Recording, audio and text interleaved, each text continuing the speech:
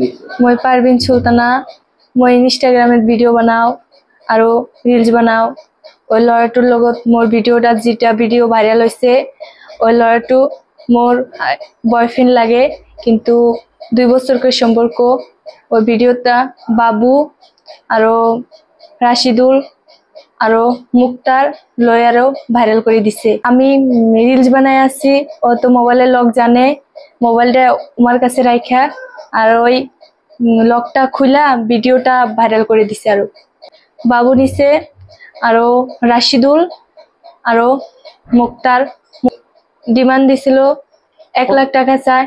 1 লাখ টাকা যদি দেয় ভিডিওটা ডিলিট করে দিব আর যদি না দেয় ভাইরাল করে দিব। আমি নিশ্চয় যে ময়ও থানাত যাই মারো ময়ও থানাত কমপ্লেন জানাম। বাবু রাশিদুল মুক্তার জানাই আছো যে মোর ভিডিওটা যে ভাইরাল করছে তার বিচার লাগে আমার।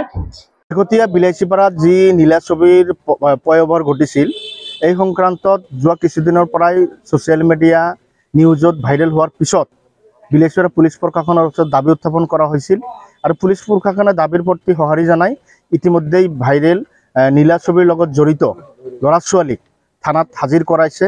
আমাৰ এটা দাবী যে নীলা ছবি ভাইৰেল হোৱাৰ ক্ষেত্ৰত যিসকলে কৰিছে তেওঁলোকৰ ওপৰতো বিহিত ব্যৱস্থা গ্ৰহণ কৰা হওক আৰ যিসকলে এই লিংকটো ভাইৰেল কৰিছে ভাইৰেল কৰাৰ ক্ষেত্ৰত কোন কোন ল'ৰা বা ছোৱালী বা কোন কোন ব্যক্তি জড়িত হৈ আছে বা কোন কোন ব্যক্তিয়ে নীলা ছবি ভাইৰেল কৰি দিম বুলি ধুমকি দি টকা ডিমাণ্ড কৰিছিল আৰু এই টকা ডিমাণ্ড কৰাৰ ইতিমধ্যে ৰেকৰ্ডিং ভাইৰেল হৈ আছে ছ'চিয়েল মিডিয়াত। সেই সকল ব্যক্তিক পুলিচে তদন্তৰ আওতাত আনিব লাগে আৰু এই সমস্ত ঘটনাটো সমূলে নিৰ্মূল কৰাৰ ক্ষেত্ৰত পুলিচে যাতে কোনো ধৰণৰ পানী নহৰকা ব্যৱস্থাৰে তদন্ত কৰি এই এটা নিৰ্মূল ব্যৱস্থা গ্ৰহণ কৰিবলৈ আমি আৰক্ষী প্ৰশাসনক দাবী জনাইছোঁ যাতে ইয়াৰ পৰাই এটা শিক্ষা লয় যে বিলাসীপাৰাৰ কোনো যুৱক যুৱতীয়ে হস্তীয়া প্ৰচাৰৰ নামত পৰৱৰ্তী সময়ত যাতে এনেকুৱা ঘটনা সংঘটিত কৰিব নোৱাৰে তাৰ কাৰণে এটা দৃষ্টান্তমূলক ব্যৱস্থা বিলাসীপাৰা পুলিচ প্ৰশাসনক কৰিবলৈ আমি দাবী জনাইছোঁ। মই পারভিন সুলতানা মই ইনস্টাগ্রামে ভিডিও বানাও আর রিলস বানাও ওই লড়াটোর লগত মোর ভিডিওটা যেটা ভিডিও ভাইরাল হয়েছে ওই লড়াটো মোর বয়ফ্রেন্ড লাগে কিন্তু 2 বছরকার সম্পর্ক ওই ভিডিওটা বাবু আর রাশিদুল আর মুক্তার লয়ারও ভাইরাল করে দিছে। আমি রিলস বানাই আছি ও তো মোবাইলের লক জানে মোবাইলটা আমার কাছে রাখা আর ওই লকটা খুলা ভিডিওটা ভাইরাল করে দিছে। আর বাবু নিছে আর রাশিদুল আর মুক্তার ডিমান্ড দিছিল 1 লাখ টাকা চায়। 1 লাখ টাকা যদি দেয় ভিডিওটা ডিলিট করে দিব আর যদি না দেয় ভাইরাল করে দিব। আমি নিশ্চয় যে ময়ও থানাত যাই মারো ময়ও থানাত কমপ্লেন জানাম। বাবু রাশিদুল মুক্তার জানাই আছো যে মোর ভিডিওটা যে ভাইরাল করছে তার বিচার লাগে আমার।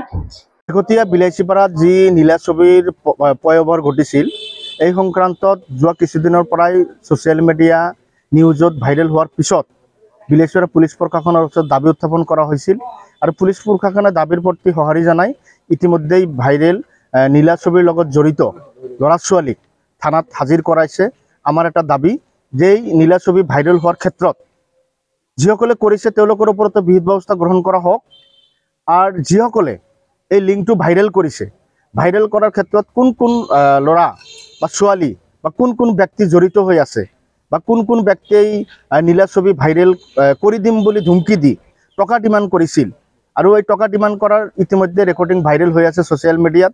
সেই সকল ব্যক্তিক পুলিচে তদন্তৰ আওতাত আনিব লাগে আৰু এই সমস্ত ঘটনাটো সমূলে নিৰ্মূল কৰাৰ ক্ষেত্ৰত পুলিচে যাতে কোনো ধৰণৰ পানী নহৰকা ব্যৱস্থাৰে তদন্ত কৰি এই এটা নিৰ্মূল ব্যৱস্থা গ্ৰহণ কৰিবলৈ আমি আৰক্ষী প্ৰশাসনক দাবী জনাইছোঁ যাতে ইয়াৰ পৰাই এটা শিক্ষা লয় যে বিলাসীপাৰাৰ কোনো যুৱক যুৱতীয়ে হস্তীয়া প্ৰচাৰৰ নামত পৰৱৰ্তী সময়ত যাতে এনেকুৱা ঘটনা সংঘটিত কৰিব নোৱাৰে তাৰ কাৰণে এটা দৃষ্টান্তমূলক ব্যৱস্থা বিলাসীপাৰা পুলিচ প্ৰশাসনক কৰিবলৈ আমি দাবী জনাইছোঁ। মোৰ লখিমী কেইজনীয়ে ইমান বেছিকৈ গাখীৰ দিয়ে মনটো একেবাৰে ভাল লাগি যায়। বিয়মৰ দানা খোৱাৰ পৰা মই বেছিকৈ লাভৱান হৈছোঁ। আপোনালোকেও বিয়মৰ দানা খুৱাওক আৰু এইটো বেছিকৈ লাভ কৰক।